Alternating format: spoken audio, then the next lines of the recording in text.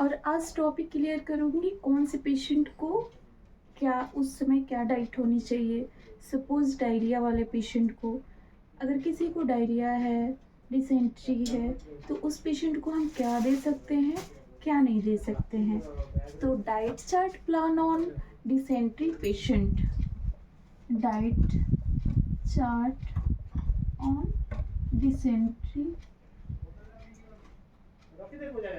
Dysentery patient. First of all हम लोग जान रहे हैं कि डायरिया डिसेंट्री वाले पेशेंट को आईवी फ्लूइड की बहुत ज़्यादा कमी हो जाती है। बॉडी का जो फ्लूइड मेंटेनेंस है उसको बैलेंस करना बहुत ज़रूरी होता है। अगर मैक्सिमम मिनिमम बोल रहे हैं, अगर 4 से डाउन है तो चलेगा, लेकिन अगर 4 से ज़्यादा बार मोशन हो चुका है तो इलेक्ट्रोसाइट को मेंटेन करना बहुत ही ज़रूरी होता है, क्योंकि उसमें डिहाइड्रेशन का ज़्यादा चांसेस हो जाता है और डिहाइड्रेशन ज़्यादा होने से पेशेंट को शॉक में जा सकता है, हाइपोटेंशन होकर पेशेंट को सडन डेथ हो सकता है। तो सबसे पहले इसमें ज़रूरी क्या चीज़ होता है, पेशेंट का हाइड्रेशन को मेंटेन करना। तो हम लोग मेंटेन कैसे करेंगे, थोड़ी देर पहले हम लोग जाने कि पेशेंट को आईवी फ्लूइड के थ्रू हम लोग आईवी फ्लूइड के थ्रू उसका बॉडी के फ्लूइड को मेंटेन करेंगे, जैसे एनएस, आरएल, डीएनएस, इस सब से बॉडी का मेंटेनेंस। अभी कोई पेशेंट थोड़ा ठीक हुआ या फिर माइल्ड डायरिया है तो उसको घर पे रह के हम लोग क्या क्या ऐसा डाइट दें जिससे उसका बॉडी फ्लूइड मेंटेन हो। तो सबसे पहले है हमारा ओआरएस। ओआरएस का पानी देंगे। ओआरएस का क्या होता है, ओआरएस का एक पैकेट होता है, इसमें 1 लीटर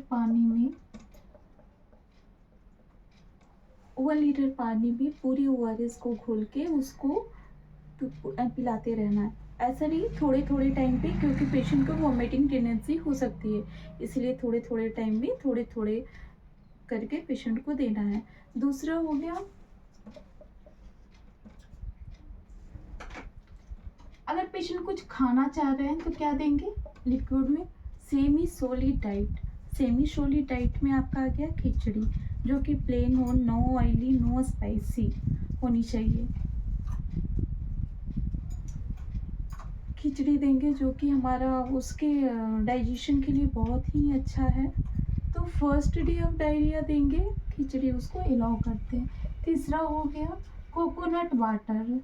कोकोनट वाटर, इसमें क्या होता है, सारे इलेक्ट्रोसाइट, पोटेशियम, सोडियम, कैल्शियम की मात्रा प्रॉपर इसमें स्टेबल होती है।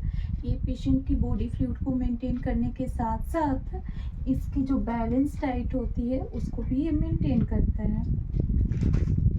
फोर्थ में, अगर कभी कभी पेशेंट का सबसे पहले कंडीशन देखेंगे, अगर कोई पेशेंट गांव का है, वो इतना चीज़ कोकोनट वाटर नहीं दे सकता है, तो हम लोग क्या दे सकते हैं, पेशेंट अगर गरीब है तो उसको क्या बोल सकते हैं, क्या हम लोग काउंसलिंग कर सकते हैं, तो उसको काउंसलिंग हम लोग कर सकते हैं माड़ पानी। माड़ पानी गाँव में माड़ पानी आराम से अवेलेबल होगा, वो माड़ पानी को पिलाए, वो बहुत ही अच्छा होता है। तो हो गया वाटर राइस, माड़ पानी। इसमें पेशेंट को क्या होना है, प्रॉपर रेस्ट देना है, ज़्यादा से ज़्यादा पेशेंट को जूस देना है। जूस में एक चीज़ ध्यान रखना है, सिट्रिक एसिड, जैसे एप्पल हो गया, ये सब चीज़ नहीं देना है। सिट्रिक एसिड से क्या होता है ना, हमारा गैसो रेसिस्टेंट और बढ़ता है, जिससे गैस फॉर्मेशन करेगा, पेशेंट को वॉमिटिंग और लूज मोशन की टेंडेंसी ज़्यादा होगी। दही पानी भी घोल के दे सकते हैं, चूड़ा केला को मिक्स करके उसमें दे सकते हैं, खिला सकते हैं पेशेंट को।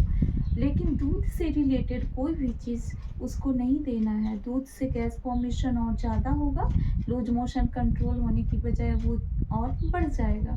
तो ये सब चीज़ को ध्यान रखना है।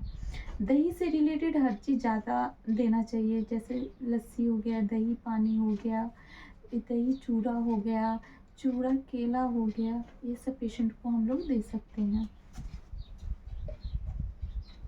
Thank you.